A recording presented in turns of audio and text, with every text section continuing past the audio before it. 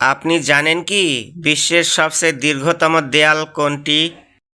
Option A চীনের প্রাচীর, option B Berlin প্রাচীর, অপশন সি ইসরায়েল প্রাচীর, অপশন ডি হ্যান্ডিয়ান ওয়াল।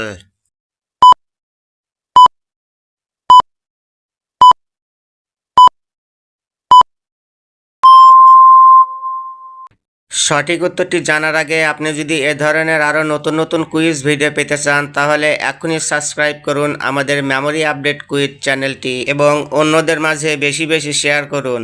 বিশ্বের সবচেয়ে দীর্ঘতম দেয়াল কোনটি? এ প্রশ্নটির সঠিক উত্তর হচ্ছে অপশন এ চীনের প্রাচীর। এই প্রাচীরটির দৈর্ঘ্য প্রায় 21,000 কিলোমিটার।